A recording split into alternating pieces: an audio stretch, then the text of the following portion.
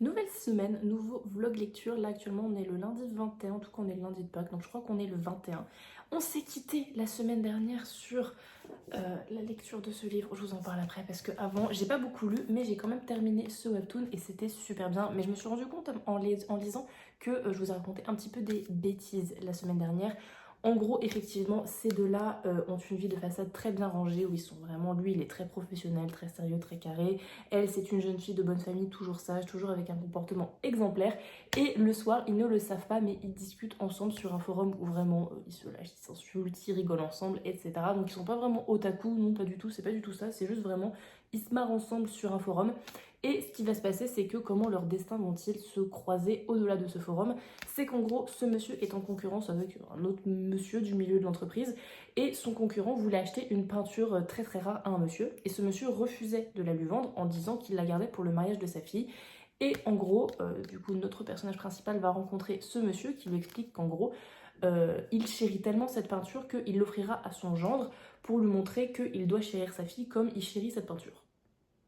Je vous l'accorde, c'est chelou, c'est bancal. Et du coup, lui, il va se servir d'elle pour avoir cette peinture et faire chier son concurrent. Et elle, elle va vouloir l'épouser lui pour se servir de lui, pour s'émanciper de sa condition de elle veut toujours être parfaite, etc. En gros, elle veut épouser un bon parti pour mieux divorcer après et faire chier sa famille. Vraiment, les webtoons. Mais en tout cas, ce que je peux vous dire, c'est que du coup, c'est super drôle. Je pense qu'on va être sur une romance avec plein de quiproquos parce que rappelons-le, ils se connaissent dans la vraie vie parce qu'ils ont des rendez-vous pour un mariage arrangé douteux. Mais ils se parlent quand même le soir sur le forum en se parlant d'eux, mais ils savent pas qu'ils se parlent d'eux, tu me suis? Du coup, c'est vraiment super drôle. J'ai le tome 2, je pense que je vais l'enchaîner. Et puis après, je jetterai la suite au compte-gouttes parce que c'est super drôle, c'est frais, c'est mignon. Et comme je disais, le format webtoon en couleur et en format assez grand, plus qu'un manga, c'est assez confortable à lire, donc c'est sympathique. Maintenant, revenons-en à ce truc-là. J'en peux plus, vraiment, je vous jure, j'en peux plus. Je suis rendue là à la page 142 sur 250, donc je suis à peu près la moitié, un peu plus de la moitié, je sais pas. Mais vraiment, c'est le livre du soupir. J'ai regardé mon dernier vlog, c'est le livre du soupir, du dépit, du qu'est-ce que tu veux que je dise? Qu'est-ce que tu veux que je leur dise à ces gens-là? Ce qui me gêne, en fait, j'ai lu ça dans une... Parce que j'ai regardé quand même qu'est-ce que les gens en pensaient de ce truc-là, qu'est-ce que les gens en pensaient. Et je saurais plus dire qui c'est, mais c'est quelqu'un qui l'a chroniqué sur Instagram à l'écrit, pas à l'oral. Je suis assez d'accord avec ce que disait cette personne. En gros, elle disait que, donc on le rappelle, hein, relation frère-sœur adoptif, tout ça. D'ailleurs, j'ai aussi dit une connerie, ils n'ont pas été dans le même orphelinat, ils sont juste recueillis par la même famille adoptive, on va dire ça comme ça. Elle, elle a 7 ans, lui, il en a 11, je crois, au moment où il est adopté, quelque chose comme ça. Enfin bref, peu importe, c'est du détail. À ce niveau-là, c'est du détail. En fait, le fait qu'ils soient frères et sœurs, c'est pas gênant.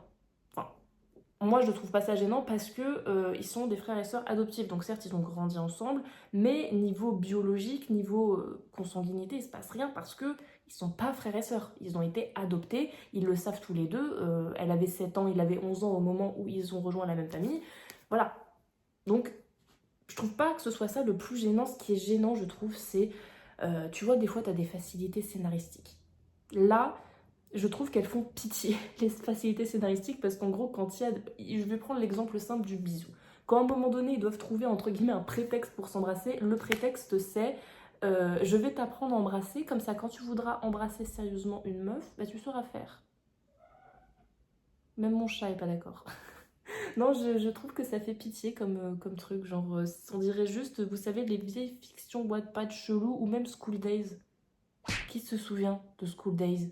Donc là, hier, je me suis endormie sur le bouquin, vraiment, j'en pouvais plus. Mais je suis arrivée juste avant la partie 2, juste avant de la fatidique fin de la partie 1, où ils vont se meuter sur le cadavre de leur père, pas vraiment mort, mais à moitié. Vraiment, genre, cette scène, je m'en remets pas, je comprends pas, vraiment. Mais bref, je vais le terminer. Par contre, vraiment, j'ai tendance à oublier, mais des fois j'ai des réminiscences. C'est un tome 1. Ça veut dire qu'une fois que ça, c'est fini, il va se passer des trucs. Vraiment, genre, mon cerveau, il comprend pas. Vraiment, il comprend pas. Du coup, une fois que j'aurai fini ce truc-là, je pense que The Devil Son 2 sera sorti, donc je pense que je reprendrai la lecture de The Devil Son. Et je pense que si... En vrai, je sais pas. Mais si jamais je suis pas fan du tome 2, je sais pas si j'achèterai la suite. Parce qu'on se rappelle que je les achète en collector. Pour un truc qui m'a moyennement convaincu, je trouve que c'est beaucoup d'investissement. Mais bref, on verra ça. Dans tous les cas, cette semaine, c'est la sortie de Lake Stone. C'est la sortie de The Devil Son tome 2 en collector. Du coup, ça va être une semaine très prometteuse. Et l'amour de ma vie. besoin d'exprimer mon ressenti maintenant à propos de ça. Quel con! Tocard! C'est quoi? On va enlever les lunettes, on va se poser 30 secondes. Là, je vais t'afficher un spoiler. Quand il disparaîtra, le spoil sera terminé. Parce qu'en fait, là, j'ai besoin de m'exprimer. Donc, je vais te spoiler des trucs. Alors, clairement, vu le niveau de plot twist de ce livre, ça va pas bouleverser ta lecture. Mais si vraiment tu veux te lancer dans ce livre sans vraiment rien savoir et être surpris par toi-même, voilà. Comme ça, tu sauras, à partir du moment où le spoil est là, je vais te spoiler des trucs, et puis à partir du moment où il sera plus là, tu pourras réécouter tranquillement. Tu pourras juste m'écouter le traité de connard. Donc on va commencer. Ça va pas, hein. Ça va pas. Le monsieur, il va pas bien. Là, j'en suis rendue à la page 161. Et j'hésite à DNF. J'hésite à abandonner ce livre parce que connard. Parce que du coup, quand tu lis le résumé, juste le résumé du livre, je te parle juste du résumé, c'est marqué noir sur blanc, Olivia, sa sœur adoptive, l'a trahi. On est donc en droit de se demander quelle est cette trahison, puisque du coup, quand tu commences la partie 2, en fait la partie 2 c'est 8 ans avant le début du livre. Il y a des petites ellipses au début, tu passes d'une année à l'autre, mais sinon globalement tout est dans la même temporalité, et la partie 2 c'est 8 ans après. Donc 8 ans après la trahison, quand le monsieur est sorti de prison. Et du coup, il a envie de se venger, le monsieur. Donc quand tu te demandes, mais qu'est-ce qu'elle a bien pu faire, sa sœur? Qu'est-ce qu'Olivier a bien pu faire? Vous savez ce qu'elle a fait? Là, c'est là où on rentre dans le gros spoil. En gros, à un moment donné, elle était en train de se meuter avec son frère. Jusque-là, bon, soit. Tout le monde est d'accord? Soit. Mais leur père les surprend. Voilà, donc j'imagine que le monsieur est déjà foin. Soit, tu vois, pareil, jusque-là, on est dans une... C'est logique, ok. Le père, du coup, a voulu les séparer.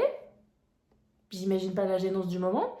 Du coup, à un moment donné, ça part en bagarre entre Malaki, le frère, et le père. Et dans la bataille, dans la baston, le père tombe et se fracasse le crâne par terre.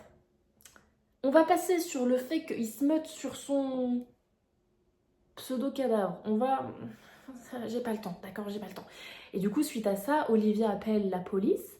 La police arrête Malaki. Et c'est tout. Moi, j'appelle pas ça une trahison. J'appelle ça un retour de bâton. Cette espèce de connard, là, du coup, 8 ans après, quand il sort de prison, on est de son point de vue. Mais c'est atroce d'être de son point de vue, parce que du coup, pendant toute la première partie, la mère, en gros, des deux, elle nous dit peut-être, il est un peu psychopathe, peut-être, faudrait qu'il se fasse soigner. Puis Olivia, elle est en mode, ce sera mon frère, je l'aimerai toujours, voilà. Mais ses pensées, elles sont... Ah, mais à gifler, j'ai envie de le gifler. Vous savez, tous les bad boys de romance, là, dont on dit que c'est des psychopathes, et après l'arc de rédemption, tout ça, tout ça. Non, ça c'est un connard, ça c'est un mec, en gros, sa sœur c'est son obsession depuis ses 7 ans, depuis qu'ils ont été adoptés ensemble, et il est malade, ce mec, il est malade vraiment dans sa tête, il se dit, est-ce que je sais pas si je peux retrouver des trucs, parce que j'ai... Juste, en fait, il stalk sa sœur, il lui envoie des roses, des fleurs en sachant que ça la met mal à l'aise. Il bute, si j'ai bien compris, ou alors il fait disparaître tous les mecs qu'elle fréquente de près ou de loin.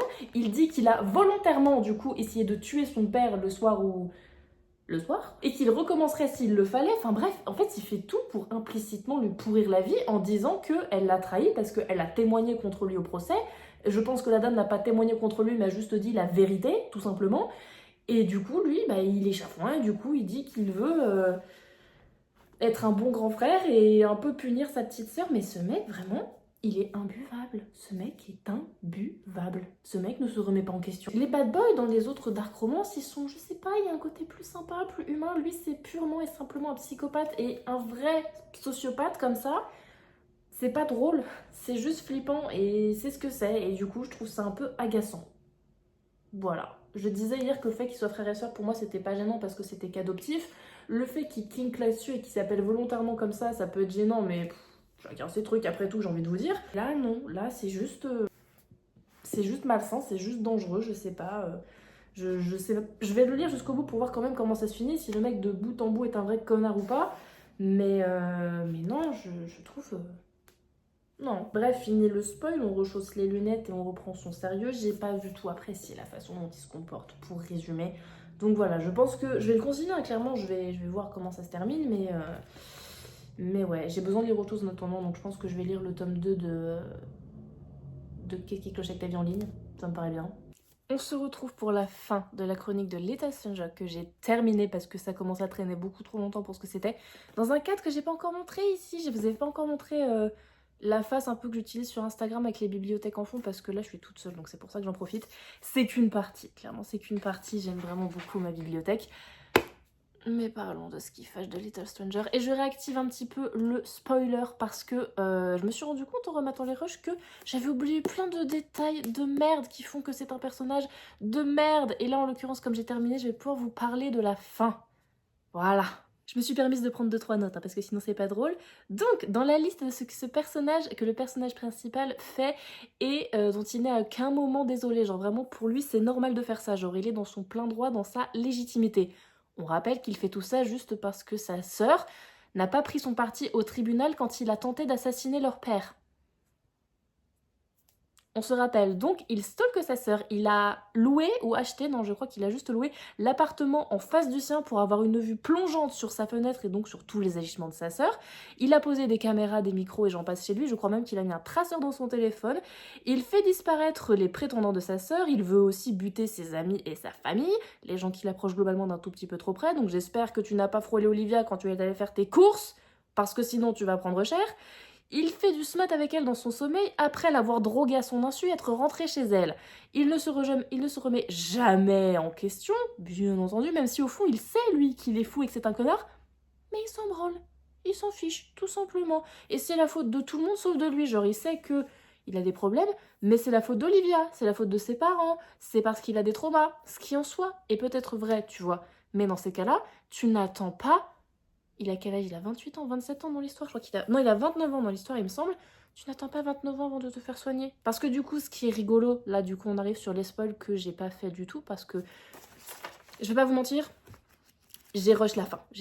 J'ai lu un peu en diagonale, mais ce qu'il y a de bien quand un livre est vide de contenu et de sens, c'est que tu peux lire un paragraphe sur deux, tu comprends quand même ce qui s'est passé dans le paragraphe précédent. C'est très pratique. Donc, pour vous faire un très bref résumé de tout ce qui s'est passé dans ce livre à partir du moment que j'ai lu et que je vous ai pas dit... il l'a rejoint à une fête d'Halloween, il l'a chopé, il l'a fait courir, il lui a couru après pour lui faire peur, et il a se met avec elle alors qu'elle n'était pas d'accord sans lui dire qui il était. Et comme elle l'avait jamais entendu parler, forcément elle a pas cramé que c'était sa voix. Malin, n'est-il pas? Il lui a fait peur avec son araignée parce qu'elle est arachnophobe, c'est là où je vous ai dit qu'on parlait un petit peu d'araignée.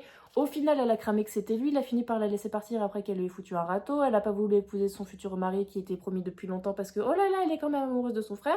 Elle en a discuté avec son père lui a dit, bon c'est pas bien, je cautionne pas, mais tu sais qu'il a commencé à faire une thérapie et il est heureux.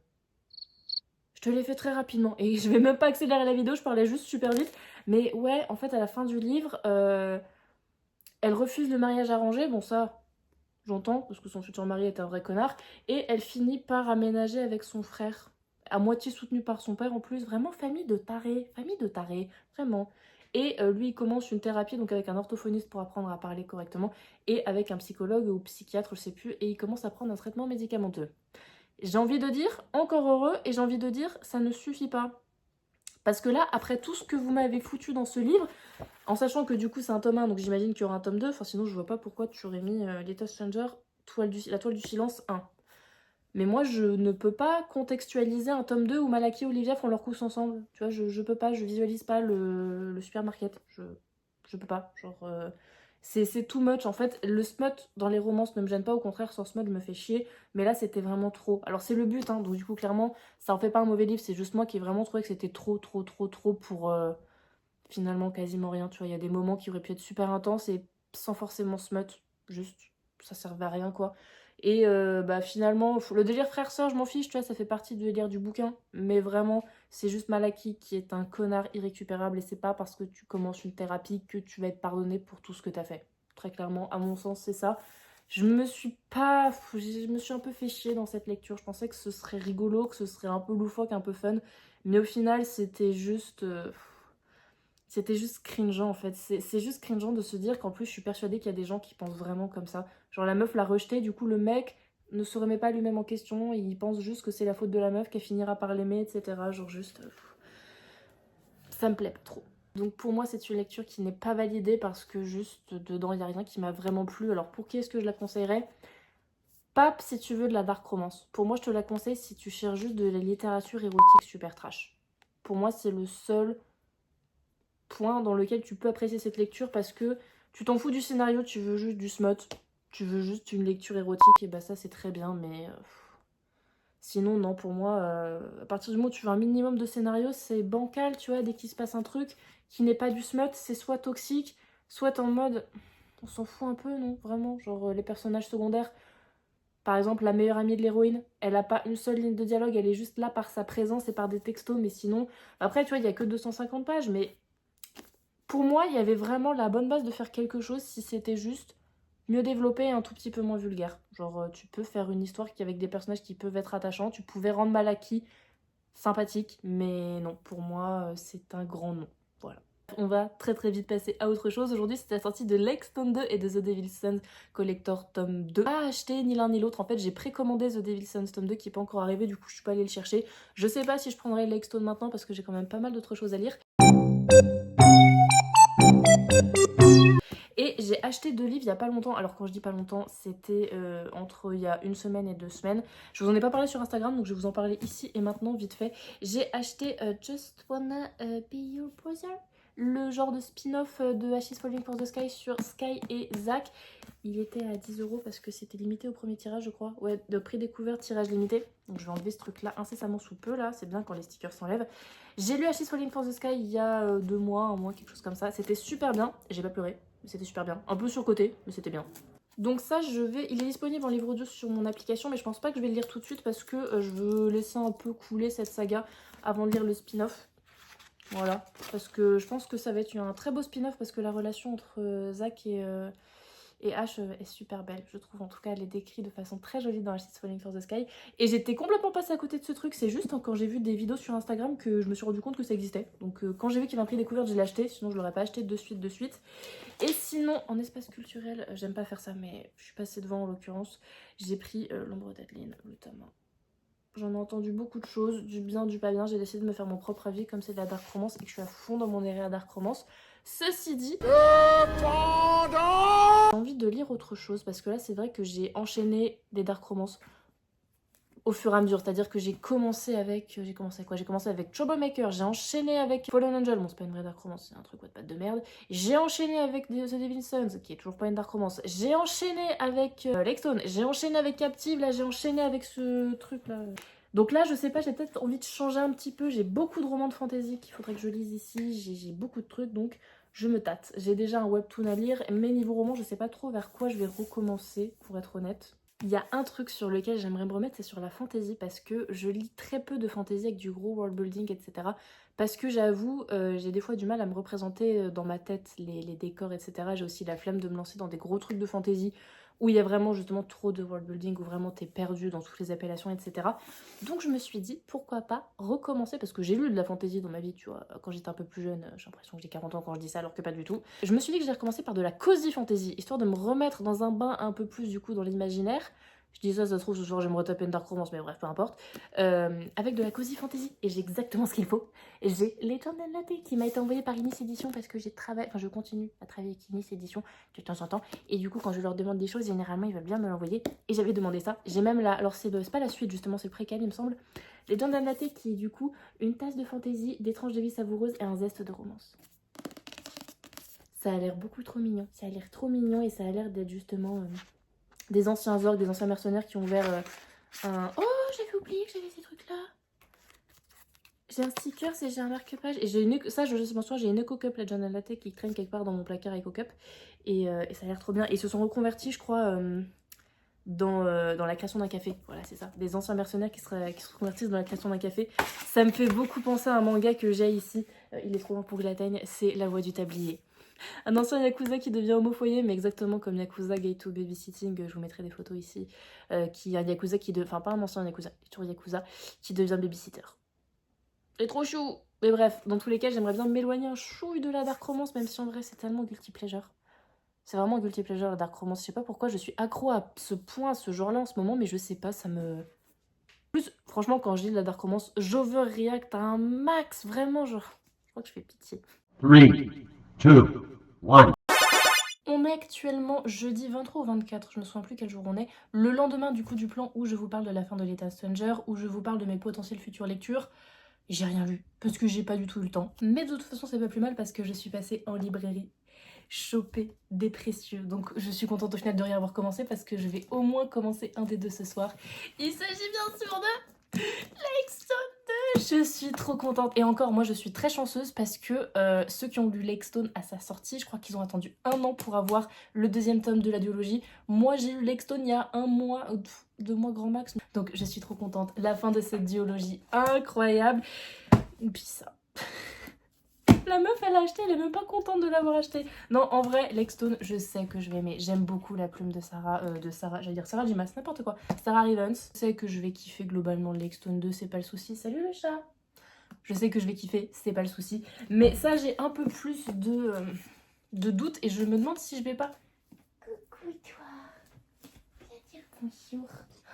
Oh là là, vous l'avez pas vu encore sur YouTube. C'est Zipette, mon fils, à Chat Gouttière qui a 1 an. À mon cœur. Il est trop beau. Et il fait 6,4 kg.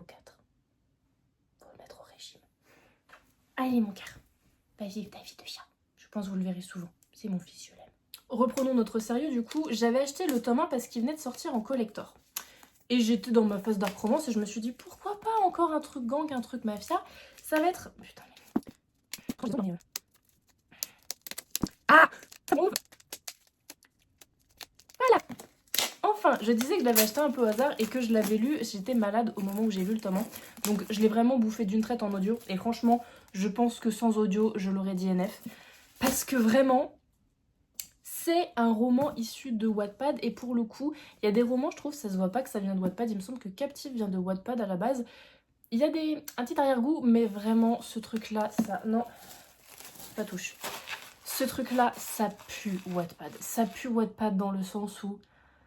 J'aurais pu lire ça quand j'avais 15 piges, vraiment. Sauf que le problème que j'ai avec les romans qui viennent de Wattpad, qui sont des dark romances et qui... Qu'est-ce qu'il fait? Zouzou. Qu'est-ce que tu fais? Oui, juste aller dans sa maison. Bref, je disais juste le problème à mon sens des choses qui viennent de Wattpad et qui sont des dark romances, c'est que c'est pas adressé à un public de gens qui ont 15 ans, mais c'est écrit pour... des gens, en gros c'est ce que les gens aiment lire à 15 ans et c'est ça le problème que j'ai avec du coup du smut et du dark en plus, mais voilà c'est le problème que j'ai eu. J'ai pas trouvé ça très réaliste en fait, pour le coup c'est un univers mafia mais j'ai trouvé ça vraiment pas réaliste du tout. Les personnages sont sympas mais un peu saoulants sur les bords. Le délire mythologie nordique, franchement, je pense que... Enfin, je me suis pas renseignée du coup en lisant ça, ça me paraissait plausible tout ce qui se passe. Enfin, en gros, toute la mythologie, ça se voit que l'autrice a fait des recherches, mais en fait, on dirait juste un mauvais Marvel, pour être honnête. On dirait juste un mauvais Marvel, et surtout, l'héroïne, elle s'appelle comment cette cruche déjà? Avalon. Grosse cruche, grosse, très grosse cruche, et surtout, est-ce que la dame peut daigner, dans ce tome 2, arrêter de nous raconter à tous les chapitres pourquoi elle va bientôt crever? Et est-ce qu'elle peut aussi arrêter de faire des infarctus 3 fois par bouquin? Ce serait vraiment sympa. Genre, vraiment, le tome 1, j'ai soupiré beaucoup de fois. Parce que... Là, le tome 1, il se finit sur un cliffhanger, donc voilà. Mais si j'aime pas le tome 2, je sais pas si je vais acheter la suite, pour être honnête. Je sais pas. Dans tous les cas, le collecteur est sympa. Mais gonflant. Oh putain. Elle me dépite cette illustration, je sais pas pourquoi, mais elle me pré-dépite, vraiment. La madame, elle s'énerve parce que les gens lui mentent. Elle, pour le coup, quand elle ment aux gens, ça la dérange pas. Enfin bref, tout ça pour dire que je suis pas très convaincue par ce truc, mais bon, il est beau, donc je vais le lire. Je pense même que c'est ce que je vais lire en premier. Mais par contre, ça m'emballe très fortement beaucoup. Je suis trop contente. Je suis trop contente, je suis trop contente. De toute façon, on le sait que Kai va revenir, hein, c'était sûr, c'était sûr.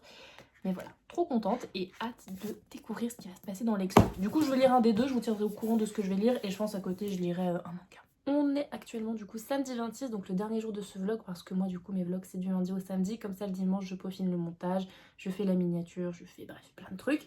Et on va se retrouver pour parler de ma lecture en cours, The Devil's Sons tome 2. On s'était laissé, je venais d'acheter Lex tome 2 et The Devil's Sons 2.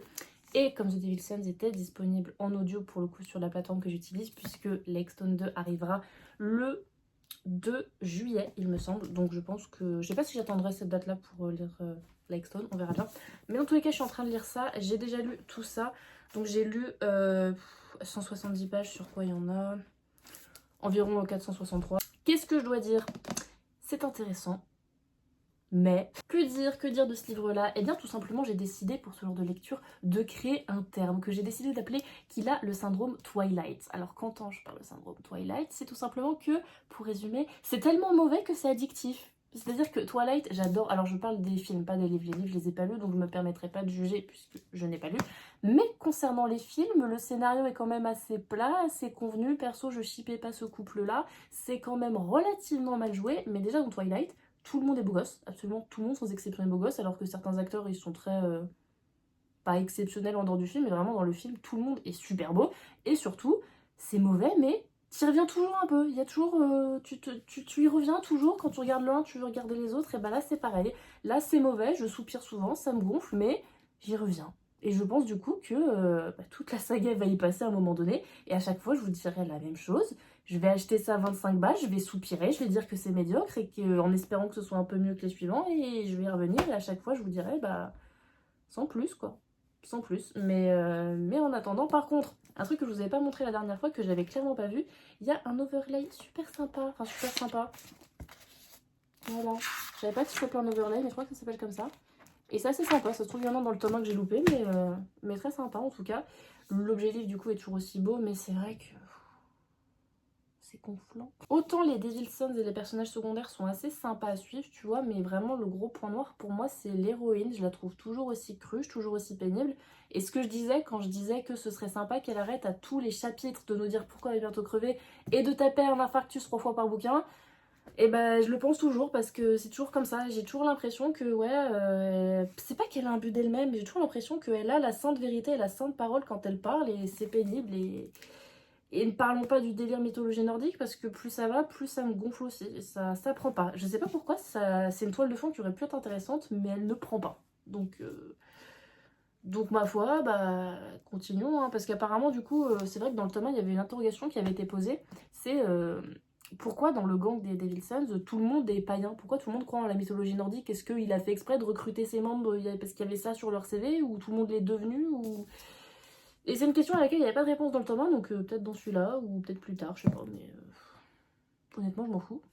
Honnêtement, je vous jure que si dans ce tome ou dans un autre tome, quelqu'un crève, j'en aurais rien à foutre. Ce que ces gens vont devenir, je m'en fiche, mais je continue à lire, c'est un délire, ce livre, c'est de la sorcellerie, vraiment, je sais pas, je saurais pas vous l'expliquer, donc ma foi, on va se quitter ici, sur ce vlog-là. La semaine prochaine, on reprendra sur cette lecture-là, peut-être que j'aurai lu d'autres mangas entre-temps, je sais pas, mais pour ce qui est de ça, je vais le continuer, mais...